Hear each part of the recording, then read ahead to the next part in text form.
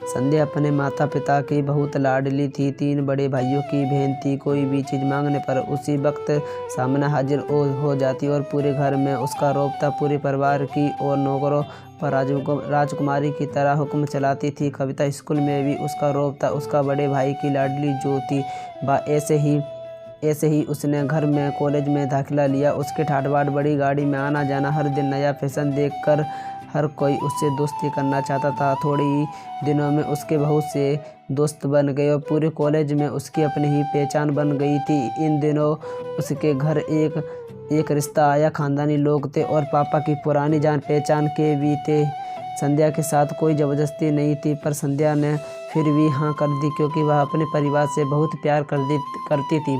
वह जानता था कि वह लोग उसका अच्छा ही सोचेंगे। लड़के का नाम राज था। राज काफ़ी पढ़ा लिखा और समझदार लड़का था। ससुराल वाले भी बहुत अच्छे थे। ससुराल में संध्या की जगह वैसे ही थी जैसे कि मायके में। कोई भी कार्य कविता की सलाह के बिना नहीं होता था। सबकी लाडली बहू बन गई थी। फिर उसके घर एक बेटे का जन्म हुआ। राहुल संध्या को जान से प्यारा था।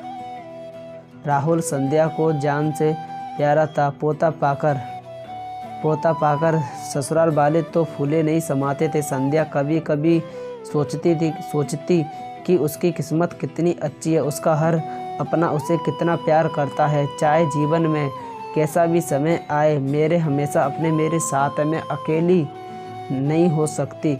कितनी खुदकिस्मत हूँ। पर शायद संध्या की खुशियों को उसकी अपनी ही नज़र लग गई थी। एक दिन वह मायके जाने की जिद कर बैठी।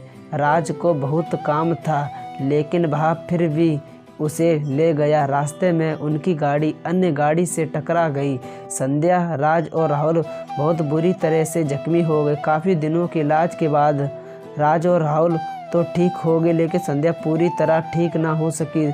सर पर चोट लगने का वह अपनी आंखों की रोशनी खो बैठी। अब संध्या की किस्मत जैसे उल्टे पाँव चलने लगी। मायके वाले कुछ दिनों तक उसे मिलने आते रहे, फिर कभी कभार फ़ोन ही करके पूछ लेते कि अब वह कैसे। धीरे धीरे सिलसिला भी कम हो गया। ससुराल वालों की सहानुभूति भी कम होने लगी। घर में किसी को पास बैठने के लिए कहती तो जवाब मिलता, बहुत काम है, अब तुम भी हाथ नहीं बटा सकती। राज भी चिड़चिड़ा हो गया था। बाहर राहुल ही था उसके साथ, जिसके साथ हंसते हंसते खेलते उसका वक्त गुजरता था। एक दिन संध्या के हाथ से कुछ सामान गिर गया, जिसकी वजह से राहुल को हल्की सी चोट लगी। संध्या के सास ससुर ने राहुल को उससे अलग कर दिया कि कहीं उसके ना देखने की वजह से बच्चे का कोई नुकसान ना हो जाए। संध्या अंदर से टूट चुकी थी। एक दिन उसने सबके सामने मायके जाने की इच्छा रखी तो राज तुरंत उसे मायके छोड़ आया, जैसे कि वह भी यही चाहता था, लेकिन राहुल को उसके साथ नहीं भेजा गया। संध्या कभी राहुल से दूर नहीं रही थी, पर अपनी कमी के कारण उसने ज़्यादा बहस नहीं की। संध्या को लगा कि वह 3-4 दिन वहाँ रहेगी तो थोड़ा हवा पानी बदल जाएगा, क्योंकि वह कुछ दिनों से कहीं भी बाहर नहीं गई थी। घर वाले भी इतने दिनों बाद उसे देखकर कितने खुश होंगे। संध्या के घर पहुंचने पर लोग बहुत खुश हुए। खाने में सब कुछ संध्या की ही पसंद का था। उसने अपने मम्मी पापा और भाइयों भाभीियों से दिल खोलकर बातें की। उसके छोटे छोटे बच्चे भी बुआ के साथ घुल मिल गए थे। रात को सोने के वक्त जब वह कपड़े बदलने लगी तो उसे पता चला कि उसका बैग तो बहुत भरा हुआ था। वह सब समझ गई। वह बहुत उदास हो गई। कुछ दिनों तक तो सब ठीक था, फिर जैसे समय बदलने लगा सबका व्यवहार अब चलते नेक्स्ट पेज पर। सबका व्यवहार बदल रहा था। वहाँ लोग जैसे थक चुके थे उससे। सब लोग घुमा फिराकर पूछने लगे कि राज कब आ रहा है, उसे ले जाने। वह बहाना बना देती, जबकि वह जानती थी कि उस घर में अब उसके लिए कोई जगह नहीं है। संध्या से चलते वक्त कुछ ना कुछ नुकसान हो जाता। थोड़ी बहुत टोका टाकी उसे सुनाई देती, वह टाल देती। एक दिन उसके हाथ से लगकर एक कीमती फूलदान टूट गया।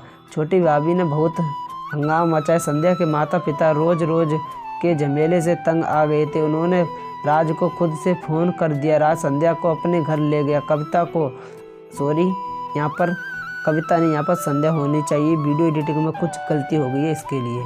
संध्या को अपने परिवार वालों से ये उम्मीद ना थी। जिस संध्या के कहे बिना घर से एक पत्ता भी नहीं हिलता था, उस घर के लिए वह अब एक बोझ बन चुकी थी। राज के साथ ससुराल आते वक्त वह बहुत खुश थी, क्योंकि वह अपने घर जा रही थी, अपने जिगर के टुकड़े राहुल के पास। परंतु यह खुशी भी कुछ पल की ही थी। सारा बंदोबस्त पहले ही किया गया था। संध्या को सीधे ऊपर वाले कमरे में पहुंचा दिया गया। राहुल से दूर रहने की सख्त चेतावनी दी गई। एक कामवाली लता को उसकी जिम्मेदारी सौंप दी गई, जो खाने पहनने जैसी ज़रूरतों का ध्यान रखती। कविता ज़्यादातर चुप ही रहती। कभी कभी कामवाली लता से थोड़ा बतिया लेती। उसके जरिए राहुल का पता चल जाता। सबकी लाडली बेटी और बहू सबके लिए लाडली से बोझ बन चुकी थी। दोस्तों, अगर ये आपको स्टोरी अच्छी लगी तो प्लीज़ इस स्टोरी को लाइक कर देना। इससे हमें यह सीख मिलती है कि हम जिससे प्यार करते हैं हमें उसको कभी नहीं छोड़ना चाहिए, जैसे कि इस स्टोरी में हुआ। तो दोस्तों, इस स्टोरी को लाइक और चैनल को सब्सक्राइब।